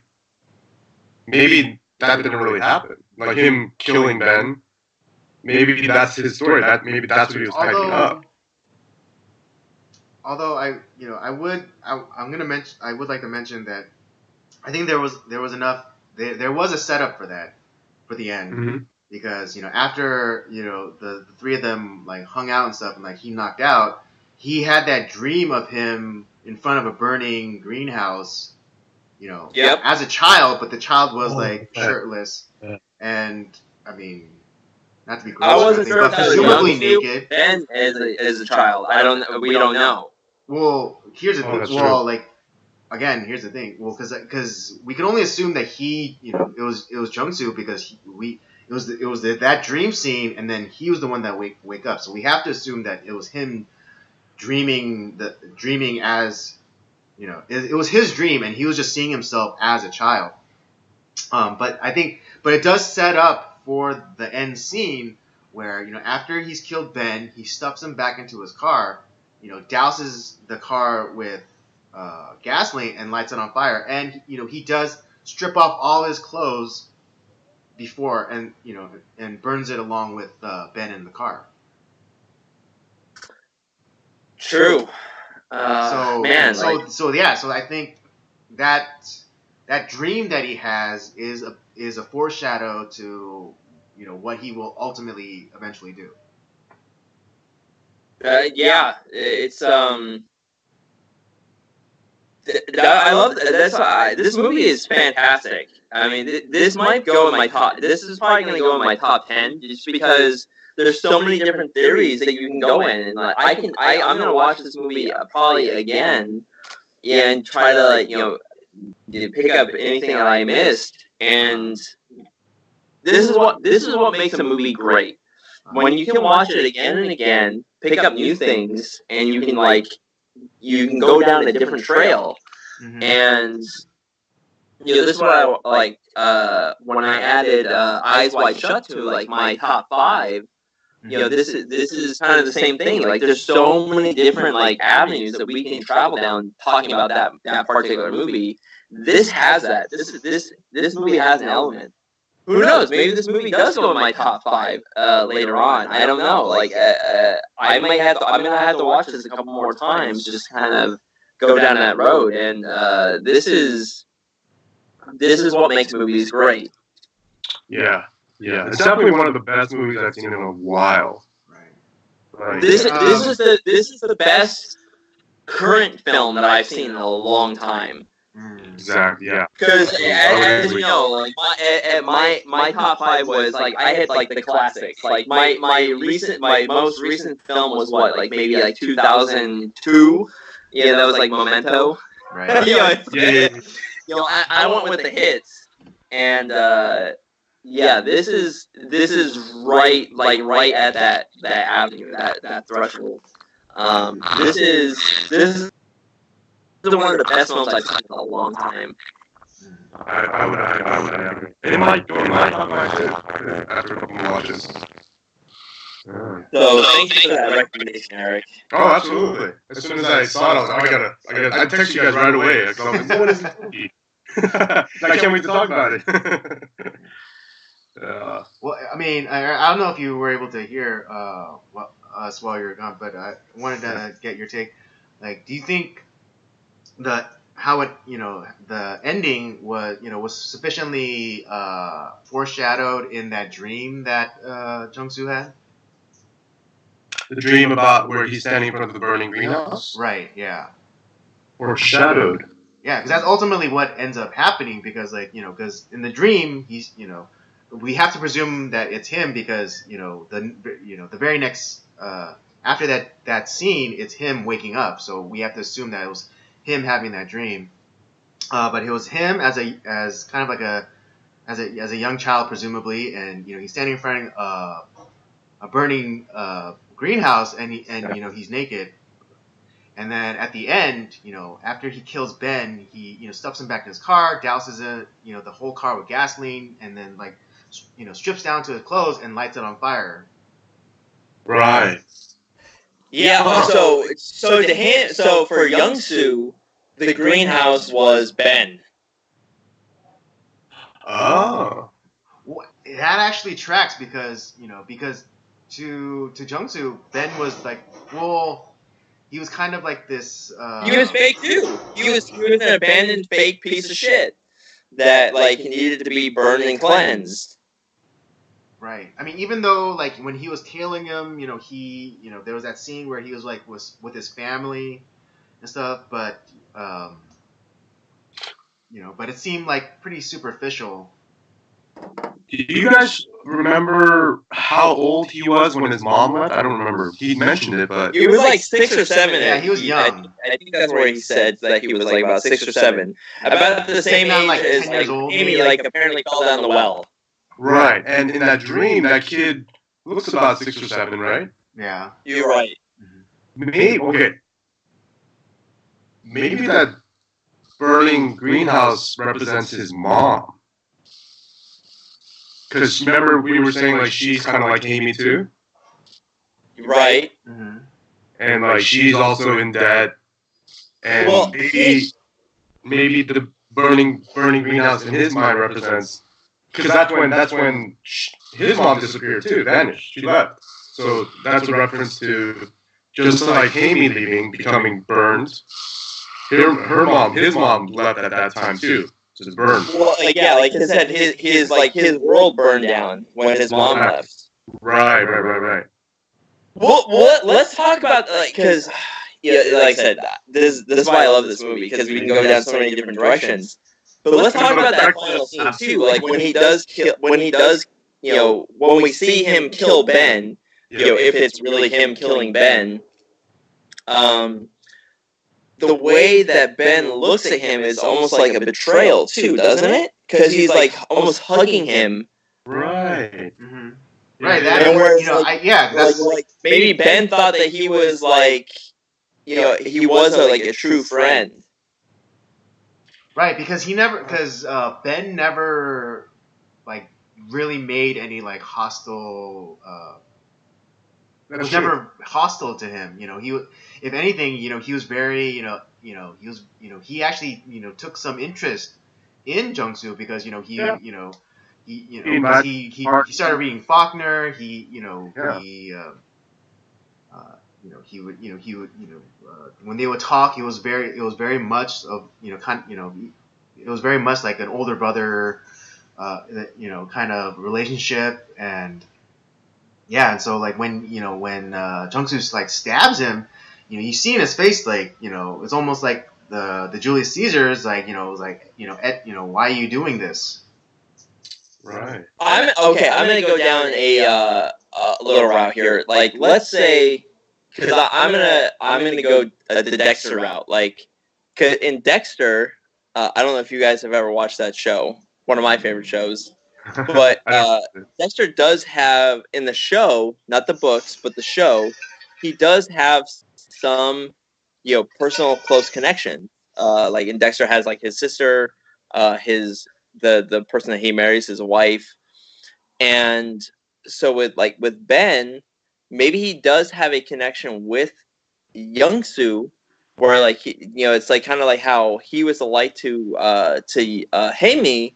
Maybe he was a light to Ben as well, and the fact that he did start reading Faulkner because of Young-soo talking about like how Faulkner was the one that inspired him, and even in front of his friends, it's like when he says like, "Oh, I haven't really like published anything," he's like, "Oh, well, it doesn't matter. If you're writing, you're a writer. It doesn't matter like if you publish anything." Right. He was very encouraging towards Young-soo, and And so maybe there is like a slight like even if he's a complete like sociopathic serial killer, that there is his connection with that he prays with Young-soo. And even like the fact that he opened up to him at his farm, that he does feel this closeness with him, and I don't know, maybe there was like he felt like a little bit of betrayal. You mean Ben? Yeah. Ben felt betrayed that like Young-soo decided to kill him. He definitely had that look, like totally surprised. And like even when he's dying, he's hugging him. Yeah. And he obviously came out there. It looked like it was like really early morning. Right. And it didn't seem like it's not like because who does like you don't do that for just any for anyone. Right. You do that for someone that you feel a closeness to, and so I think in his own way, I think Ben felt closeness to Jung-soo. You're right. Maybe like, and then, again, it goes back to the whole thing where this could go in many different directions. Although everything is just perceived by Jung-soo as evil and sinister, when in fact, this guy was just trying to be nice to him. Right, yeah, because again, we are only seeing this through the lens of Jung-soo. I mean, it's his story. Exactly. And he's the main character. He's set up to be, the hero. He's set up to be like the underdog who we're all supposed to root for. Yeah. But yeah, it could just be a matter of perspective. And maybe, and again, like it's this whole the whole thing about Ben being a psycho killer is like it's all about perspective. He may not be, he may just be just a womanizing jerk, that has a soft spot for Jung-soo, and maybe Hae-mi did just get away because she just got a new job or something, so she could pay off her credit card debt, and she just didn't want to encumber Jung-soo. That makes sense. I love this movie. This is a great movie. Right, yeah. What's great about films like this is just just like the multiple perspectives that that even like the audience have, and what the director and the writer leave for us to either pick up on or not, or disregard entirely. We can continue dissecting. We'll still have no answers, but it'll be so much fun. Yeah. Well, I'll say this because with this movie, unlike Eyes Wide Shut, which kept me on the edge of my seat and kind of wow, it was mind blowing. This created a visceral reaction in me, as I've explained before. Yeah. And I was there. I was there with the characters. I loved certain characters. I hated certain characters. But that's good acting. It was just. Fuck, man. I don't know. This is a great movie. Really great movie, man. Yeah, and I typically have a hard time relating to, when watching foreign films, I have a hard time relating to characters. But I mean, and even though like, especially for me and Eric, since this movie comes from the country that we're from. So there's some times that there's some Korean films that I watch and I wouldn't be able to relate or see the perspective of the characters, but for this one,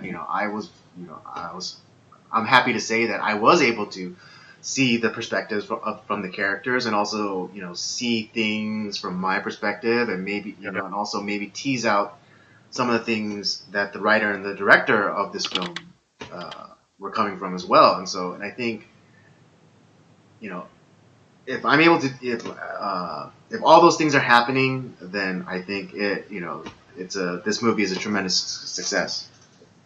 I agree. Yeah, and obviously, I'm not Korean, but I'm connected enough to the Korean culture that, I was able to connect to this film too. Mm-hmm. And obviously, I've shared, numerous times how I did feel like a very personal connection to the characters. Mm-hmm. Yeah. And I felt like oh fuck, this is my life. Yeah, in a very real sense, this was Robert's life. To a certain degree. I mean, it's like, and it was, you can't really put this movie in the box. It's kind of a thriller, but it's also kind of poetic. And it's also there's some pretty moments too.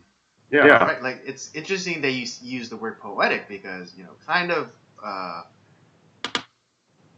piggybacking off something George Lucas said when he was talking about making the prequels. He's like, you said that it's poetry, it rhymes, and there is a rhythmic element to this movie in terms of like of the kind of like the mirroring scenes or like the rhyming scenes where it's like it's similar but it's different.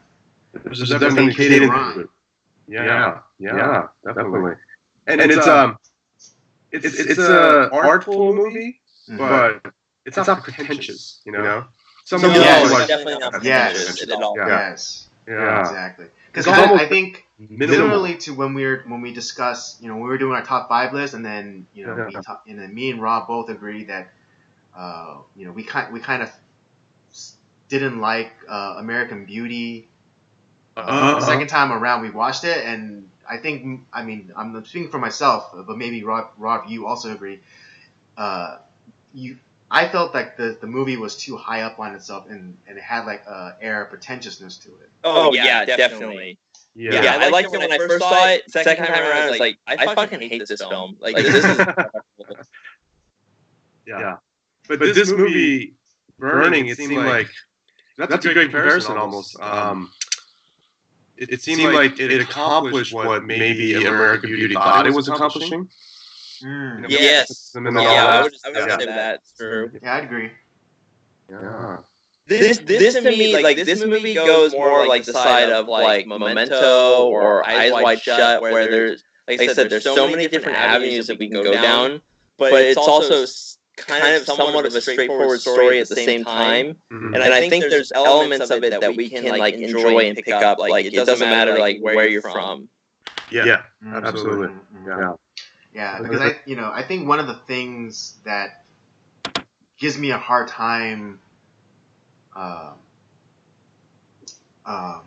immersing myself or relating to characters within foreign films is sometimes I kind of get blinded by the surroundings or like the culture or the fact that it's foreign. But for me, like I didn't have that problem with this movie because it was really about the story and about the characters, not necessarily about like Korean culture or I saw elements. I eventually was able to see past like the window dressing in essence and seeing like the actual thing. Yeah. Which was like the story and like the characters and the character development and also kind of the messages woven into the greater story. Yeah. It's a very human movie, Yeah, that's a great way of putting it. very human movie. Yeah. I was very personally connected to this film in a lot of ways. Yeah. Absolutely. I love a good thriller, like murder mystery kind of story. But then, like, I also like, you know, with the characters, like, I was there. Like, I've been there, done that. Yeah. So I love how it doesn't solve anything for you. You know? Right. There's no resolution to this movie, but there's Like, still a sense of satisfaction. Yeah. When you were setting up, Andy, I was telling Eric, you know, before we even started, it was like, you know, even like the ending, it's like it's not a really good, it's not a happy ending, good resolution. Like, it doesn't really feel like a win per se. Exactly. Right. Yeah. You know, Even like when we talked about like with the Avengers Endgame, it's like when Thor killed Thanos, like that's not a win. It doesn't feel like a win. At the beginning of even when Jung-soo kills Ben, you know, it's, you know, because there's no resolution to where, you know, if Hemi is alive or dead. It's just like he's you know, Jung-soo is just killing Ben because he perceives him to have done something wrong, not that he knows like conclusively. Yeah, we don't know 100%. We have a lot of circumstantial evidence that, like, you know, that he killed her, but we really don't know. Right. And in a way, that's kind of how life is, isn't it? Even in you know, relationship with friends or family or even like people you work with, you don't really know it. Everyone in your life is sort of in your mind. You know what I mean? Like, right. You create the story. We don't know everything about it. Not a single person in this world, you know? Even my wife, I don't know everything about her. You know, that her story is what I've created in my mind, you know? Or it's what we choose to fill in the gaps with our own perceptions. Right. And then in like sort of like tense situations, socially, it could be with friends or like coworkers, if there's sort of conflict, then it becomes like everything they do seems like an attack, or like you create this sort of image of what this person is, and he or she becomes an antagonist. Right. Yeah, I've been there, done that. I've often been there, done that, you know? And that's kind of how this movie works. It's like perception, life perception, like social perception, and you know, you can take that too far, I guess, in the case of Jung-soo. Yeah. Fucking awesome movie. Yeah. Well, I think we talked about this movie to death, no pun intended. But now, as per our custom, we're gonna give our ratings. So, and Eric, since you are a special guest, why don't you go ahead? We do it out of 5. Out of 5? Yeah. I'm gonna give it a 5. I mean, I don't know if I would give a lot of 5s out. This is my first time. But I would probably give it a 5. Okay. Yeah, I mean, I personally feel the 5 scale is more honest, because like if you do it at 10s, like there's like more. It's like, you know, when you ask a girl like, is she, you know, out of 10, what is she? There's like a lot of wiggle room. But if you do out of 5, you're being, I think, more truthful. Pretty hard. Yeah. I'm gonna go 4.5, only because it does start at a very glacial pace. But like I said, it pays off. It definitely pays off. And like I said, I have a very personal connection with all the characters. The acting is fucking fantastic. The cinematography is fantastic. Oh yeah, gorgeous.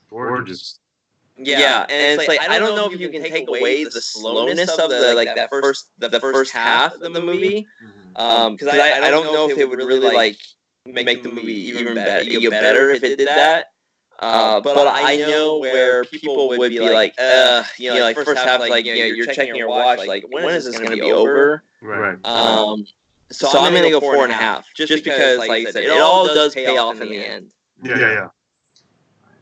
Okay. For myself, I give it also a 4.5, because of, you know, the slow build up, and then also, you know, like the mom thing kind of just like, you know, threw a monkey wrench into it for me, and I mean, even though since we were able to talk it out, I come a little bit around on it, but it's still kind of like a weird kind of. It's like the sore thumb on the hand of this movie. Yeah. This would be where I would love to talk to the director of this film. Right. I know. I was like, what's the deal with the mom? Like, why'd she all of a sudden bring her back? And but at least that'll at least be my initial questioning if I had a chance to talk to the director. You definitely. Yeah. All right. Well, there you have it, folks. We talked about this movie almost for 2 hours. Wow. When you get a group of we didn't need that second film in there. I know we never. Even though we had a second film plan, and for Eric, he wasn't able to watch it, but I had no doubts that we would have been able to fill the time with just this one movie. So, our night at the movies was one movie this time around. And just imagine that when it's just me and Rob, we also talk about like stuff that is going on in like the news or culture, and then we also have like this movie review.